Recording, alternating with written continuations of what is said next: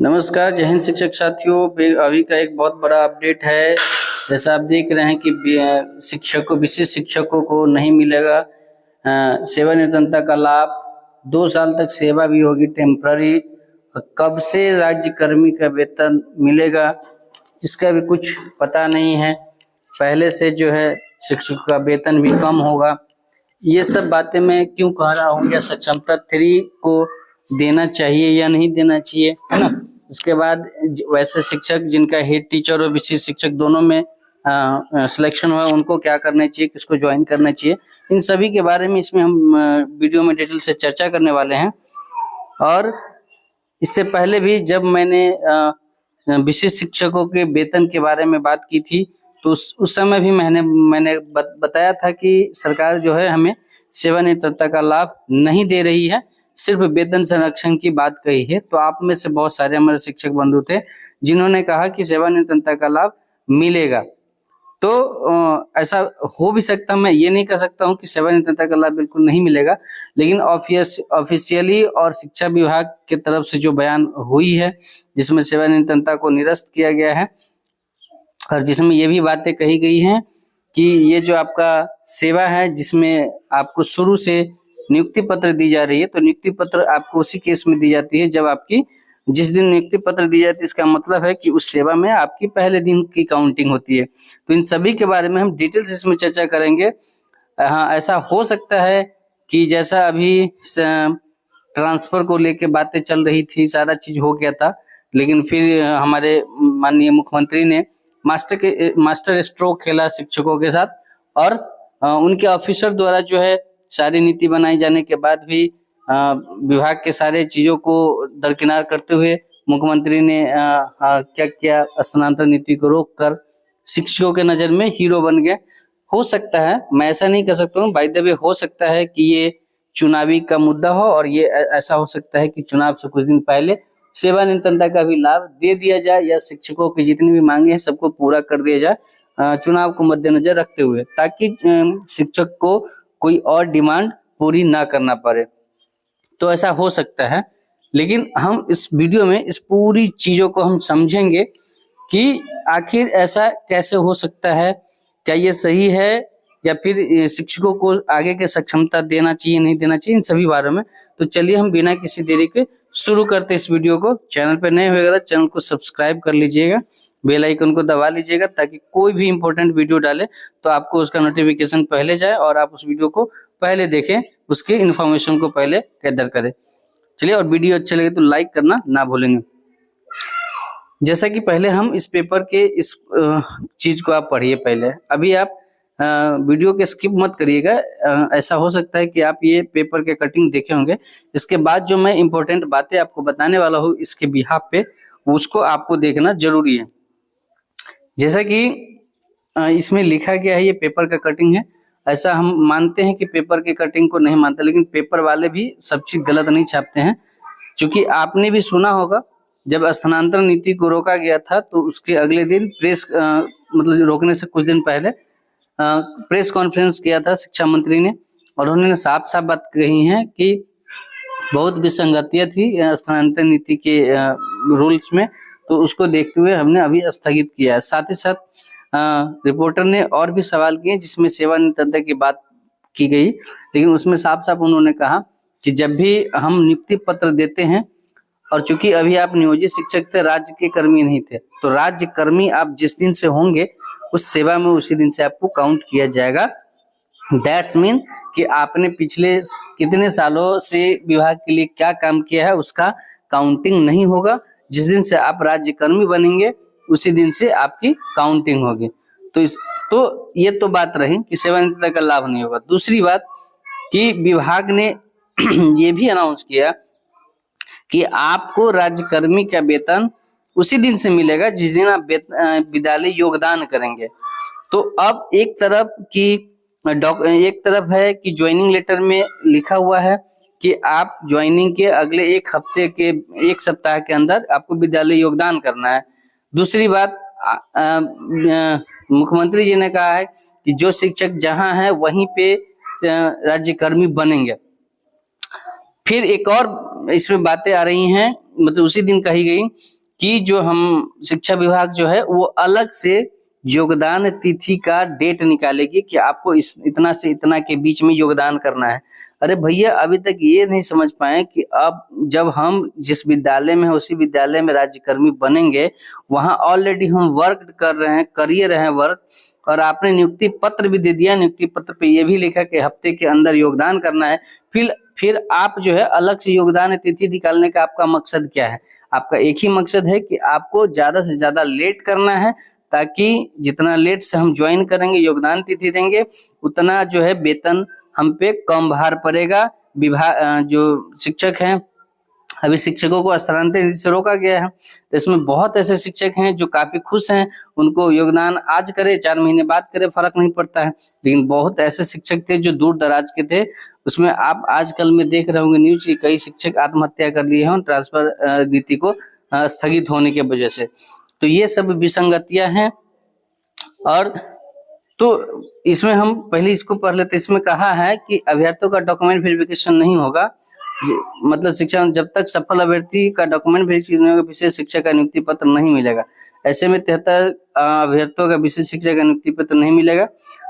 अब ये भी एक कंफ्यूजन है कि भैया आप 73,000 शिक्षक किसको काउंट करें? टोटल तो 48,000 शिक्षक हैं, और कुछ शिक्षक ऐसे 3 जिला में जहाँ पे पक्ष चुनाव के वजह से उसको नियुक्ति पत्र नहीं दिए, तो उसको भी आप इसी में काउंट कर लिए। मतलब कुछ तुक ही नहीं लग रहा कि मतलब बोल कुछ और रहे हैं, कर कुछ और रहे हैं, समझ में नहीं आ रहा। अब यहाँ पर देखेंगे तो जैसे आपको किसी भी जॉब के लिए नियुक्ति पत्र मिलती है, और पहली बार जब आप जॉब के लिए जाते हैं तो आपके 2 साल तक जो आपकी सेवा होती है वो टेम्पररी होती है, यानी औपबंधिक होता है। विभाग चाहे तो 2 साल के अंदर कभी भी आपको किसी भी बिना किसी रीजन के टर्मिनेट किया जा सकता है। तो आप बहुत सारे शिक्षक इस टॉपिक पे ये भी कमेंट करेंगे कि भैया हम तो पहले से टीचर हैं, तो शिक्षक रहते हुए शिक्षक को 2 साल के अंदर क्यों हटा देगा? तो भैया आप शिक्षक थे, लेकिन नए सिरे से आप राज्यकर्मी बनने के बाद एक न्यू टीचर न्यू कैडर में होंगे, जो जिसका कैडर जिला होगा।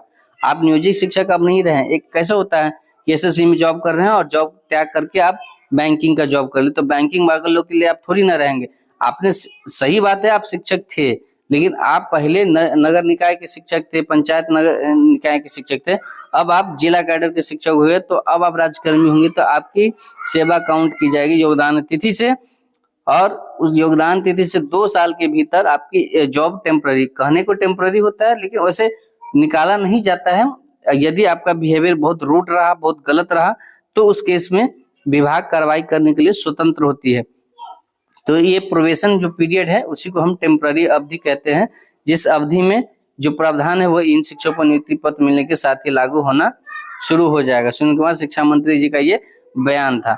तो अब हम इस पे मुद्दे पे आते हैं कि भैया विशेष शिक्षक को नहीं मिलेगा सेवानिवृत्ति का लाभ। ये तो हमने बहुत पहले ही कहा था कि जब विशेष शिक्षक नियमावली निकली थी उसी समय हमने कहा था कि वो सरकार अभी इसका कोई विचार नहीं कर रही है और न ही सेवानिवृत्ति का लाभ देगी। सेवानिवृत्ति का लाभ क्यों नहीं दे रही है, उसके पीछे भी बहुत बड़ा रीजन है कि जहां आपकी वेतन अभी मान लीजिए 48,000 रुपया हो रहा है, तो आपका सीधा बढ़ के 60,000 रुपया होने वाला है, ठीक है। लेकिन यदि आप विशेष शिक्षक बन रहे हैं, तो यदि आपके अकाउंट में सपोज करिए, यदि आपके अकाउंट में अभी फिलहाल अगर मान लीजिए कि 48,000 रुपया आ रहा है ना, 48,000 रुपया अगर मान लीजिए अभी आ रहा है, तो ये आपका घट का अकाउंट में आ जाएगा अप्रॉक्स 46,000। यानी वेतन कहें तो वेतन आपका नहीं घटेगा, ये वेतन 48 से आपका 50,000 ही होने वाला है। अगर राजकर्मी बनने के बाद का वेतन का आपको अगर वीडियो देखना है टॉप मतलब एकदम डिटेल से, तो आप इस चैनल के प्लेलिस्ट में चले जाएंगे, वहां पे हमने सैलरी का एक प्लेलिस्ट बना दिया, वहां जाके आप देख सकते हैं। तो सेवानिवृत्ति नहीं मिलने के पीछे सरकार का बहुत बड़ा जो है वो फायदा है। 2 साल टेम्पररी जॉब भी कर दिया है, कब से मिलेगा वेतन इसका भी कुछ अता पता नहीं। अब विभाग इसके लिए अलग से टाइम स्लॉट जारी करेंगे। मतलब बिहार एक ऐसा राज्य है जहाँ पे शिक्षक बनने के लिए शिक्षक को शिक्षक से क्या करना है, त्याग पत्र देके वापस शिक्षक का एग्जाम देके और फिर शिक्षक का ज्वाइनिंग लेटर लेना होता है। मतलब कितनी विडंबना है कि जिस जॉब में आप हैं उसी जॉब से पहले आप त्याग दीजिए, उसी जॉब के लिए एग्जाम दीजिए, पुनः उसके लिए नया नियुक्ति पत्र लीजिए। तो ये बिहार में ही हो सकता है और कहीं जगह नहीं। वेतन पहले से कम हो जाएगा, इन हैंड सैलरी जरूर कम होगा, है ना। हालांकि एनपीएस में आपका ज्यादा जमा होगा। मान लीजिए एनपीएस में भी 1800 हो रहा है, तो उस समय अभी जो अब इसके बाद है 4200 या 4000 के आसपास।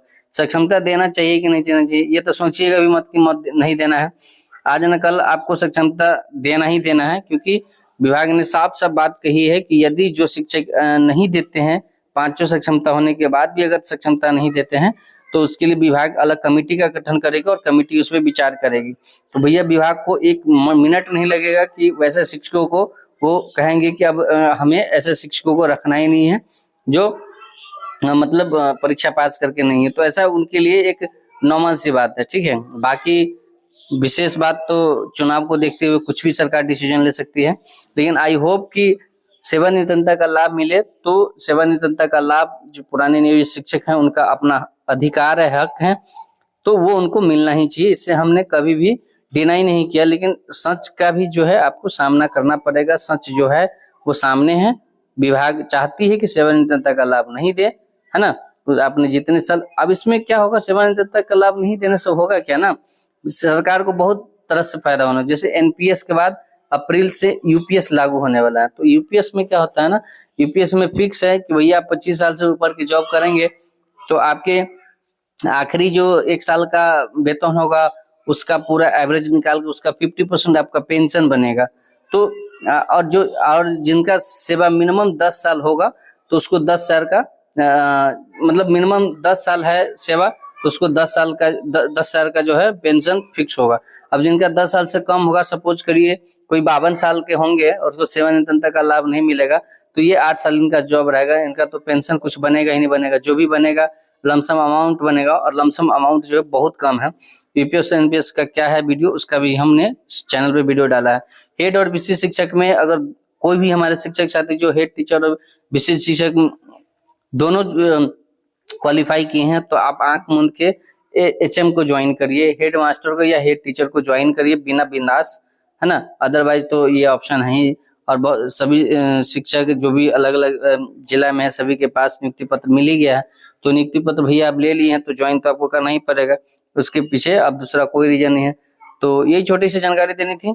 तो आप खुद समझदार हैं, आप खुद इस वीडियो के बारे में आपका क्या राय है, क्या कहना चाहते हैं, सरकार के इस फैसले से आप कहाँ तक सहमत हैं, है ना। सेवानिवृत्तता मिलनी चाहिए या नहीं मिलनी चाहिए, क्या लगता है आपको, कितना चांस है कि आपको सेवानिवृत्तता मिल जाएगी। क्या ये ऐसा हो सकता है कि सरकार की मास्टर स्ट्रोक हो चुनाव को देखते हुए। तो जो भी आपको लगे तो आप कमेंट जरूर करिएगा, वीडियो अच्छी लगे तो लाइक जरूर करिएगा, शेयर भी करिएगा, ताकि और भी शिक्षकों के इनके बारे में क्लैरिटी पता चले कि विशिष्ट शिक्षक एचएम और विशिष्ट शिक्षक बनने के बाद जो है उनकी क्या जो है फायदा और नुकसान होने वाला है। चलिए मिलते हैं नेक्स्ट वीडियो में, तब तक के लिए आप स्वस्थ रहिए, मस्त रहिए, अपने काम में व्यस्त रहिए। थैंक यू सो मच, जय हिंद।